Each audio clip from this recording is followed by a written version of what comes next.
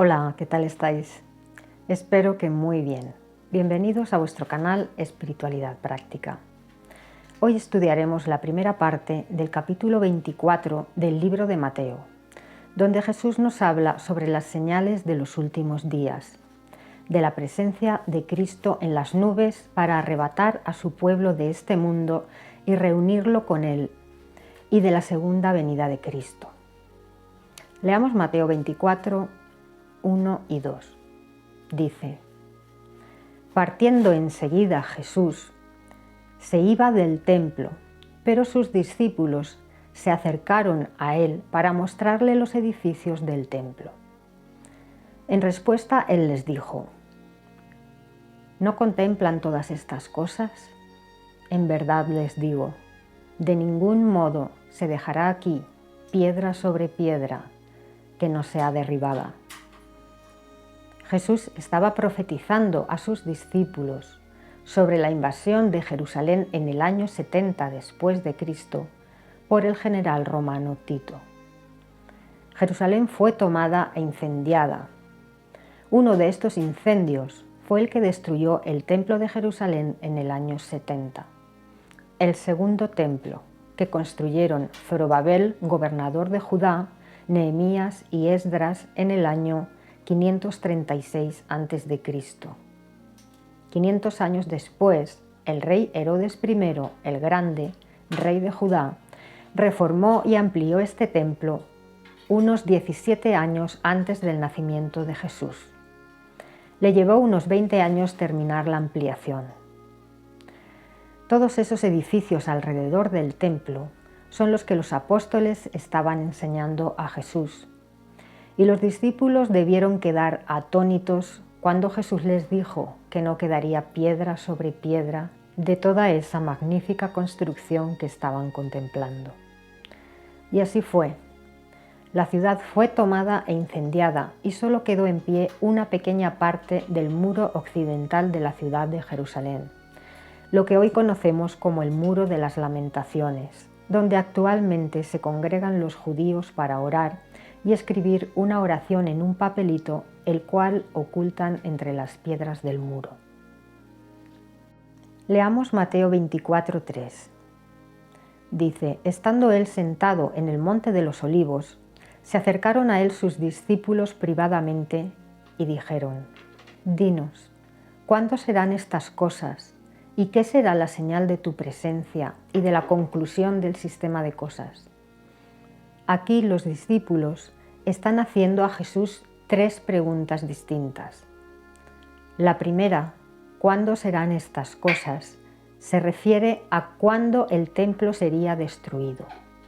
Esto sucedió en el año 70 después de Cristo. La segunda pregunta, ¿cuál será la señal de tu presencia?, se refiere a la presencia de Cristo en las nubes durante el toque de la séptima trompeta, durante los juicios de las trompetas, las cuales empiezan a sonar al abrirse el séptimo sello del libro que se le da al Cordero en el capítulo 8 del libro de Apocalipsis. En anteriores vídeos expliqué la cantidad de eventos que ocurren durante la presencia de Cristo en las nubes, al toque de la séptima trompeta.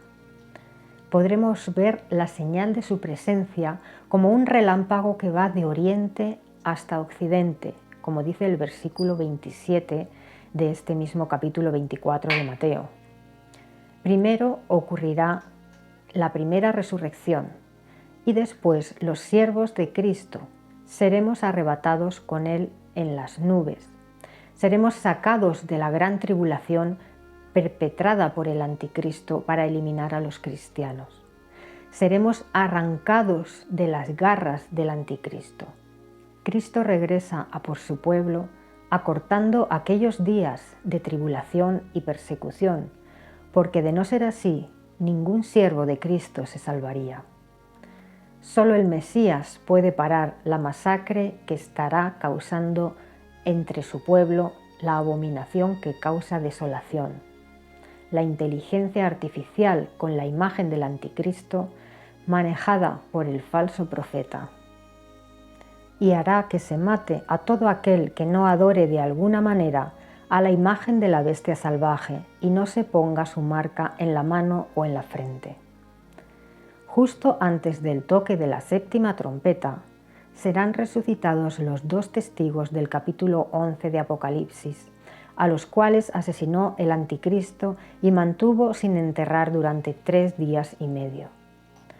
Jesús los llama diciendo: «Suban acá». Leamos lo que ocurre al toque de la séptima trompeta en 1 Tesalonicenses 4, 15 al 17. Dice el apóstol Pablo: «Porque esto les decimos por palabra del Señor, que nosotros, los vivientes, que sobrevivamos hasta la presencia del Señor, no precederemos de ninguna manera a los que se han dormido en la muerte». Dormirse en la muerte no significa que cuando uno muere se quede dormido e inconsciente. Jesús nos dejó en Lucas 16, 19 al 31 la historia de Lázaro y el rico para aclararnos que después de la muerte seguimos siendo plenamente conscientes. Dormir en la muerte hace referencia a la realidad de la resurrección.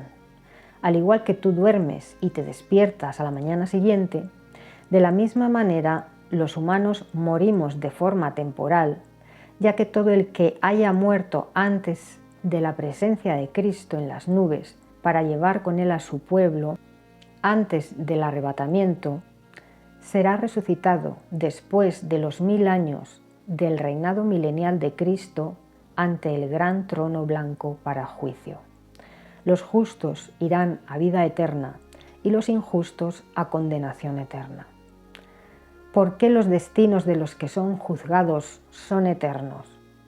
Porque seremos resucitados con cuerpos espirituales y el espíritu es eterno. Seremos como los ángeles en el cielo, como dijo Jesús en Mateo 22:30. Seguimos leyendo 1 Tesalonicenses 4, 16 y 17. Dice: «Porque el Señor mismo descenderá del cielo con una llamada imperativa, con voz de arcángel y trompeta de Dios», la séptima trompeta. «Y los que están muertos en unión con Cristo, los que murieron mártires por causa de la palabra, se levantarán primero. Después nosotros, los vivientes que sobrevivamos, seremos arrebatados juntamente con ellos en las nubes, al encuentro del Señor en el aire, y así siempre estaremos con el Señor». Aquí describe la primera resurrección de los que gobernarán con Cristo durante 1000 años y también describe el arrebatamiento de los siervos de Dios, que todavía estén vivos, que hayan sobrevivido a la gran tribulación fomentada por Satanás, el Anticristo y el falso profeta. Muchos evangélicos piensan que el arrebatamiento será antes de la tribulación, pero hay decenas de textos bíblicos que indican que no. Ellos utilizan el texto de 1 Tesalonicenses 5:9, que dice: «Porque no nos ha puesto Dios para ira, sino para alcanzar salvación por medio de nuestro Señor Jesucristo». Y Apocalipsis 3:10, que dice: «Porque guardaste la palabra acerca de mi aguante, yo también te guardaré del día de la hora de la prueba que ha de venir sobre toda la tierra habitada». Por supuesto que Dios nos guardará de su ira en los juicios de las copas. Su ira empieza con los juicios de las trompetas y termina con los juicios de las copas. Para eso se sella en la frente a los siervos de Dios, justo antes de los juicios de las trompetas. Y para eso los cristianos son arrebatados, sacados de la tierra durante el evento del arrebatamiento antes de los juicios de las copas, para librarnos de la ira de Dios. No somos puestos para ira, pero la tribulación no tiene nada que ver con la frase que dijo el apóstol Pablo en 1 Tesalonicenses 5:9, no nos ha puesto Dios para ira. La tribulación no tiene nada que ver con esa frase. La ira se refiere a la ira de Dios, a los juicios de las trompetas y de las copas, y seremos librados de esa ira en los juicios de las trompetas mediante la marca que se nos pondrá en la frente, para marcarnos como pertenecientes a Cristo y al Padre. Y también se nos librará de la ira, siendo arrebatados antes del juicio de las copas. No seremos puestos para ira de esa manera.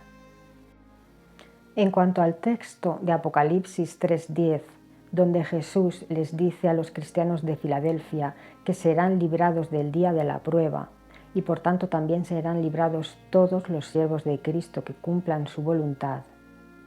El día de la prueba tampoco se refiere a la gran tribulación, porque dice que esa prueba vendrá sobre toda la tierra habitada. Y la gran tribulación solamente afectará a los cristianos, no afectará a toda la tierra habitada. A toda la tierra habitada afectarán los juicios de las trompetas, los juicios de las copas y la gran prueba final, el juicio de Cristo en su segunda venida, donde separará a las ovejas de las cabras. A través del anticristo, Satanás perseguirá a los que reinarán con Cristo y a la descendencia de la mujer, los siervos de Dios, mientras sea el príncipe de este mundo. Y lo hará durante la gran tribulación. Un texto que confirma esto, entre otros muchos, es Apocalipsis 13:7, donde habla sobre el anticristo y dice: «Y se le concedió hacer guerra contra los santos y vencerlos, y se le dio autoridad sobre todo pueblo y lengua y tribu y nación». El anticristo vence a los santos físicamente porque mandará matarlos, pero ellos saldrán victoriosos en espíritu y reinarán con Cristo. Como dijo Jesús en Mateo 16:25, porque el que quiera salvar su vida la perderá, pero el que pierda su vida por mi causa la hallará. Durante la gran tribulación, el que niegue a Cristo bajo presión inducida por el anticristo o el falso profeta, o se ponga la marca de la bestia para poder comprar o vender, perderá su vida. Pero el que se mantenga fiel hasta el final, sin negar a Cristo y sin ponerse la marca en la mano o en la frente, aunque pierda su vida física, hallará la vida eterna en espíritu, junto a Cristo, y reinará con Él en la nueva Jerusalén, en la tierra, durante 1000 años. Volviendo al texto en estudio de Mateo 24:3. La tercera pregunta que los discípulos le hacen a Jesús es la siguiente: ¿cuándo será el fin del siglo o del sistema de cosas? Se refiere al fin de este sistema impío globalizado gobernado por Satanás. Leamos las respuestas de Jesús en Mateo 24, 4 y 5. Dice: y en contestación Jesús les dijo: cuidado que nadie los extravíe, porque muchos vendrán sobre la base de mi nombre, diciendo: yo soy el Cristo, y extraviarán a muchos. Esta es la primera vez que se dice en este capítulo: cuidado que nadie les engañe, porque lo repite 3 veces. Es importante. Muchos dirán ser cristianos, irán sobre la base del nombre de Jesús, sobre la base del cristianismo, pero dirán cosas engañosas como que ellos son el Cristo, o que Cristo no va a venir porque está en nuestro interior. Son engaños que contradicen las Escrituras. Pero hermanos, a nosotros que escudriñamos las Escrituras y las conocemos, no pueden engañarnos fácilmente, a no ser que pequemos de frivolidad. El no dar importancia a ciertas cosas que dicen las Escrituras por interés propio es un gran error que puede llevarnos a la perdición.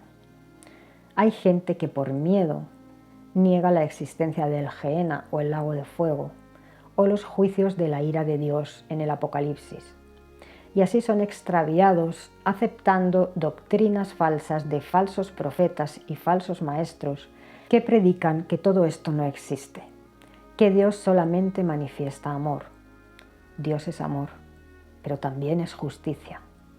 Y para hacer justicia, primero tiene que hacer justicia a los santos que fueron asesinados siendo inocentes, y segundo, limpiar la tierra de toda iniquidad para comenzar una nueva vida en paz. Eso solo se consigue con un juicio justo que derive en una limpieza integral de la maldad. Y para ello son necesarios los juicios de las trompetas y de las copas. Dios es justo. Que Dios sea amor no quiere decir que deje vía libre a los malhechores. Eso no sería manifestar amor para con los justos, sino todo lo contrario. Leamos Mateo 24, 6 al 8. Dice: ustedes van a oír de guerras e informes de guerras. Vean que no se aterroricen, porque estas cosas tienen que suceder, mas todavía no es el fin. Porque se levantará nación contra nación y reino contra reino, y habrá escaseces de alimento y terremotos en un lugar tras otro. En Lucas 21, 11 añade que habrá pestilencias, enfermedades.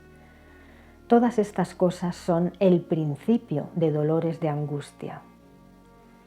¿Cuándo se enfrentaron nación contra nación y reino contra reino a nivel mundial? En 1914, en la Primera Guerra Mundial, y en 1939, en la Segunda Guerra Mundial.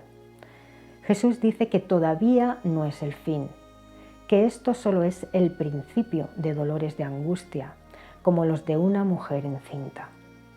Con el tiempo, estos acontecimientos se irán intensificando y acelerando como los dolores de una mujer a punto de dar a luz. En estos momentos estamos al borde de una tercera guerra mundial, quizás necesaria para que se produzcan los grandes cambios mundiales de los que habla el Apocalipsis, precedidos de un gobierno mundial por la élite con el anticristo como gobernante principal.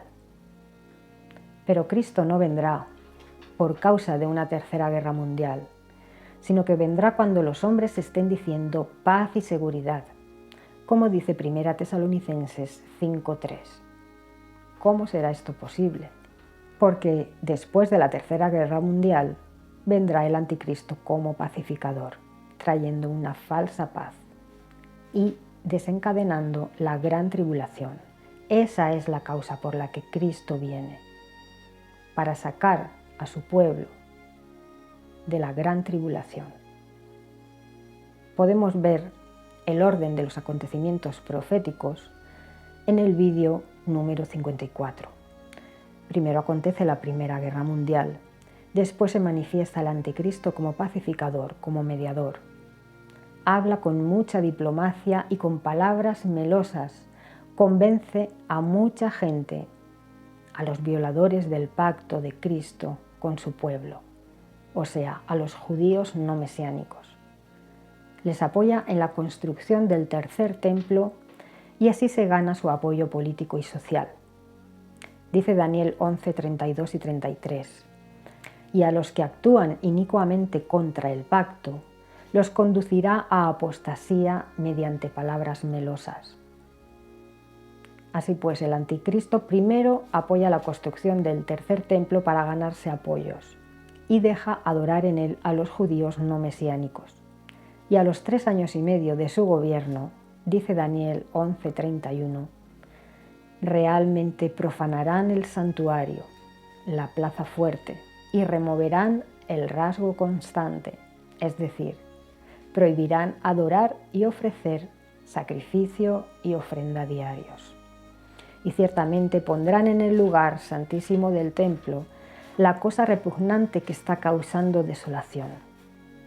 Esa es la inteligencia artificial con la imagen del anticristo, hecha para ser Dios, promovida por el falso profeta y mediante la cual el anticristo se proclama Dios.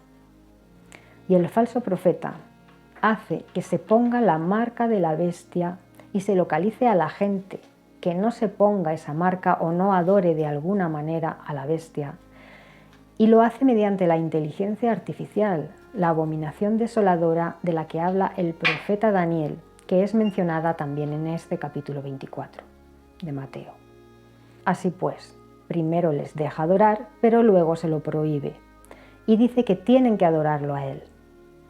Y mediante palabras melosas conducirá a los judíos no mesiánicos a la apostasía, al abandono de su fe. Pero ¿qué estará ocurriendo con los cristianos? Con los que sí apoyan el pacto de Cristo, un pacto para redimirnos del pecado con su muerte en el madero. Dice Daniel 11, 32 y 33. Pero en lo que respecta al pueblo que conoce a su Dios, ellos prevalecerán y actuarán eficazmente. Y tocante a los que tienen perspicacia entre el pueblo, impartirán entendimiento a muchos.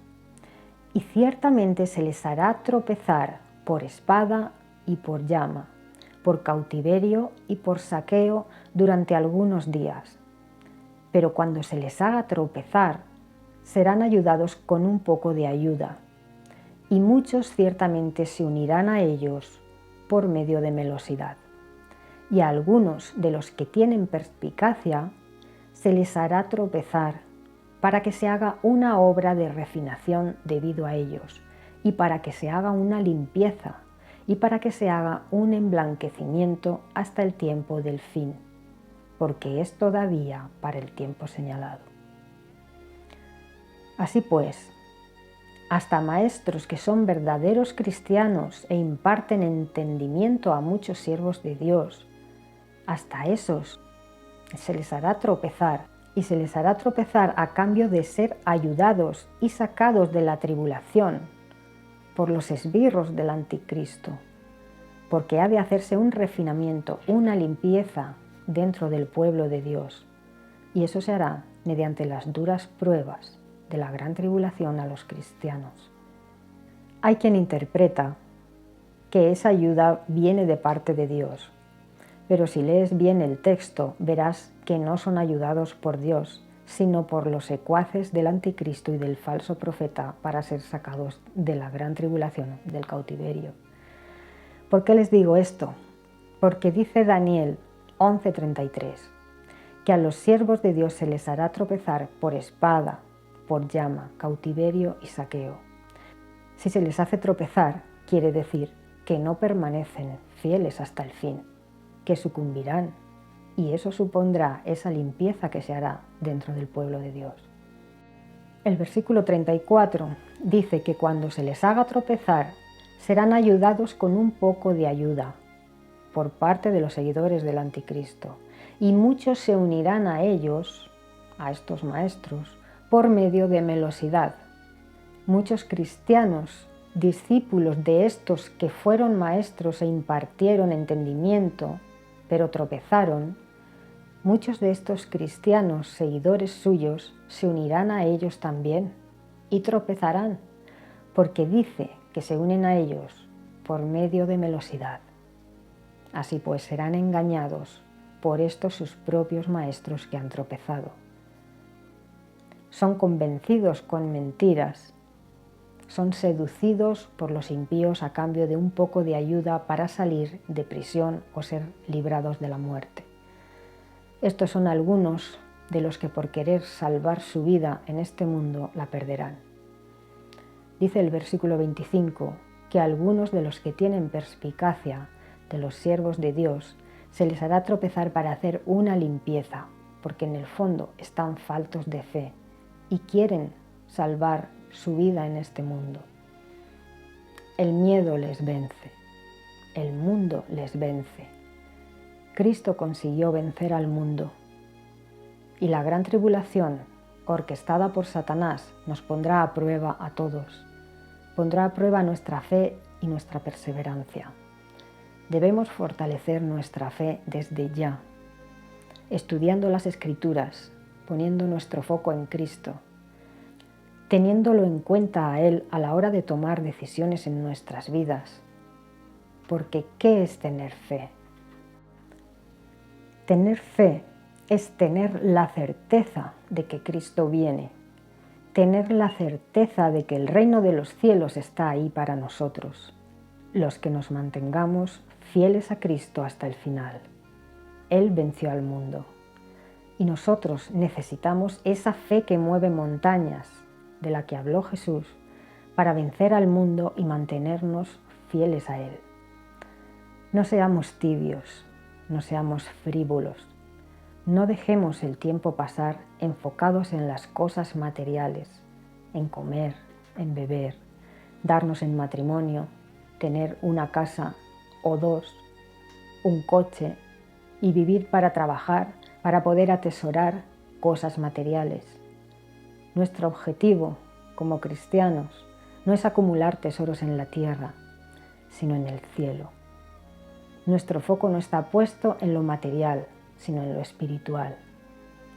Poner el foco en lo espiritual, estudiar las Escrituras y aplicarlas en nuestra vida, vivir como si ya estuviésemos viviendo en la nueva tierra, es lo que fortalecerá nuestra fe y hará que perseveremos fieles a Cristo hasta el final y podamos vencer al mundo.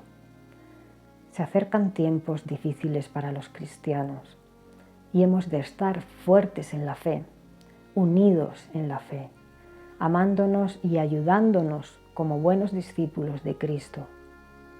No bajéis la guardia, hermanos. Como dijo el apóstol Pablo, pongámonos la armadura de Dios. Efesios 6, 11 al 18 dice: pónganse la armadura completa que proviene de Dios, para que puedan estar firmes contra las maquinaciones del diablo, porque tenemos una lucha no contra sangre y carne, sino contra los gobiernos, contra las autoridades, contra los gobernantes mundiales de esta oscuridad, contra las fuerzas espirituales inicuas en los lugares celestiales. Por esta causa, tomen la armadura completa que proviene de Dios, para que puedan resistir en el día inicuo y después de haber hecho todas las cosas cabalmente, estar firmes. Estén firmes, por lo tanto, teniendo los lomos ceñidos con la verdad y teniendo puesta la coraza de la justicia y teniendo calzados los pies con el equipo de las buenas nuevas de paz. Sobre todo, tomen el escudo grande de la fe, con el cual podrán apagar todos los proyectiles encendidos del inicuo. También acepten el yelmo de la salvación y la espada del Espíritu, es decir, la palabra de Dios, mientras que con toda forma de oración y ruego se ocupan en orar en toda ocasión en espíritu.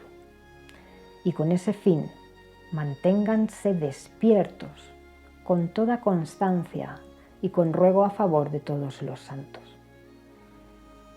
Mantengámonos despiertos y fuertes en la fe y pongámonos esa armadura que nos protegerá del inicuo y hará que podamos permanecer fieles hasta el final durante la gran tribulación. Repasemos las herramientas que nos da el apóstol Pablo que forjan esta armadura. Son la verdad, la justicia, la predicación de las buenas nuevas, el estudio de la palabra de Dios con la ayuda del Espíritu Santo, el escudo grande de la fe, la aceptación de la salvación y la oración. Pongamos todo eso en práctica ya. Debemos prepararnos para lo que viene, para que no nos pille desprevenidos como ladrón en la noche y estemos faltos de fe y de obras como las vírgenes insensatas que por no llenar sus lámparas de aceite con estas herramientas que nos da el apóstol Pablo no pudieron resplandecer y quedaron en oscuridad y se les cerró la puerta. Sigamos el consejo de Pablo ya. Pongámonos esa armadura ya. Tenemos que estar preparados para lo que nos viene. Hasta aquí el vídeo de hoy, la primera parte de la explicación del capítulo 24 del libro de Mateo. Espero que os haya sido útil la información. Os espero en el próximo vídeo, en la segunda parte de este mismo capítulo, donde seguiremos analizando las señales de los tiempos del fin, precedentes a la segunda venida de Cristo. Gracias por escuchar la palabra inspirada. Hasta el próximo vídeo. Un abrazo. Chao.